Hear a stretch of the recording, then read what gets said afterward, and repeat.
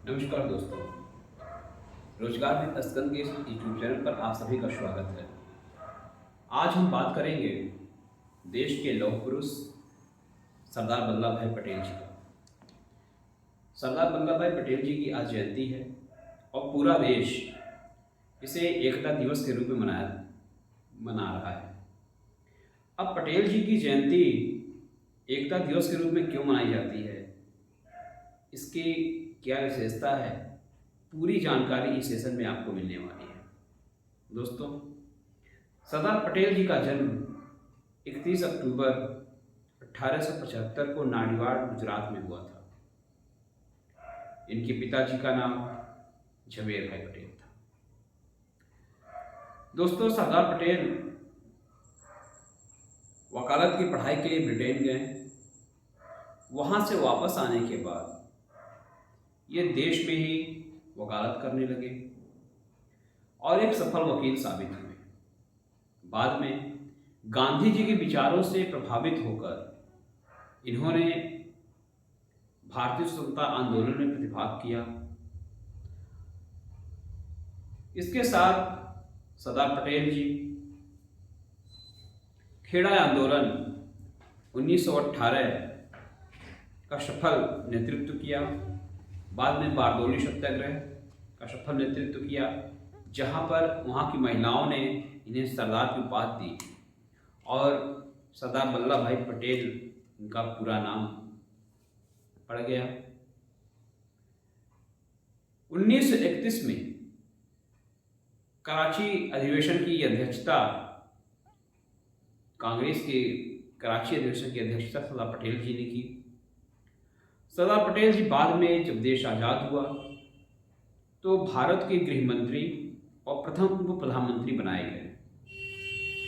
आज़ादी के बाद सबसे बड़ी समस्या जो आई वो देशी रियासतों के एकीकरण को लेकर थी, जिसकी जिम्मेदारी सरदार पटेल जी को दी गई। सरदार पटेल जी ने करीब 562 रियासतों का एकीकरण किया।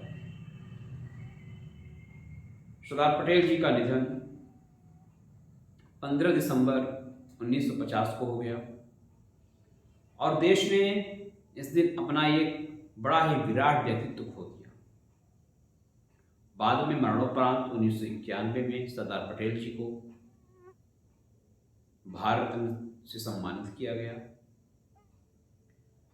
सरदार पटेल जी को सम्मान देने के क्रम में केवड़िया गुजरात में इन पटेल जी की 182 मीटर ऊंची मूर्ति बनाई गई, जो अब तक की विश्व में सबसे ऊंची मूर्ति है।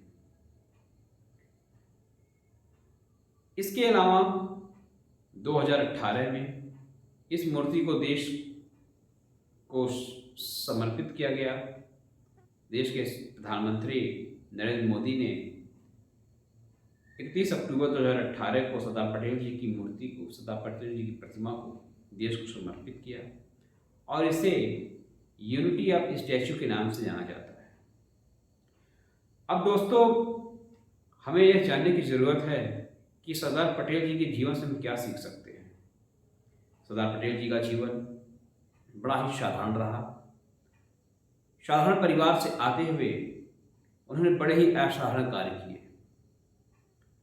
चाहे रियासतों का एकीकरण रहा हो, चाहे देश की आज़ादी का संघर्ष रहा हो, चाहे खेड़ा आंदोलन का संघर्ष रहा हो, बारदौली सत्याग्रह रही हो। सरदार पटेल जी ने पूरी तन्मयता के साथ, पूरे लगन के साथ इन सारे कार्यों को संपादित किया। अंत में मैं आपसे यही कहूँगा कि हमारे देश की विभूतियों को, उनकी कृतियों को हमें जानने का प्रयास करना चाहिए, हमें जानना चाहिए। सरदार पटेल जी के बारे में कहा जाता है, सरदार पटेल जी बड़े ही जीवट व्यक्ति थे। इनकी कांख में फोड़ा हो गया था। जब बचपन में ये विद्यालय जाते थे, इनकी कांख में फोड़ा हो गया था और डॉक्टर ने उस फोड़े को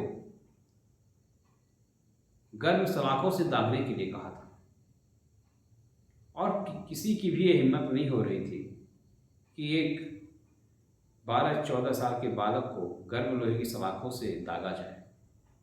तो पटेल जी ने स्वयं अपने हाथ से गर्म सलाखों को लेकर अपने फोड़े को दागने का काम किया था। कहा जाता है पूत के पांव पालने भी दिखने लगते हैं। ठीक ऐसा ही पटेल जी के साथ भी हुआ। बचपन में गर्म लोहे से दागी गई उनके फोड़े की कहानी आगे चलकर उन्हें लौह पुरुष बना देती है। दोस्तों, एक बार की बात है कि पटेल जी कोर्ट में बहस कर रहे थे, तब तक उनके पास एक पत्र आया। उन्होंने पत्र पढ़ा और पत्र रख लिया। उसके बाद जब पूरी बहस खत्म हो गई, तब वे अपने घर की ओर गए और उस पत्र में लिखा हुआ था कि आपकी पत्नी का देहांत हो गया है। तो ऐसे महान व्यक्तित्व से सरदार पटेल, आज उनकी जयंती पर हम सभी उन्हें नमन करें और उनके विचारों से प्रेरित हों। बहुत बहुत धन्यवाद।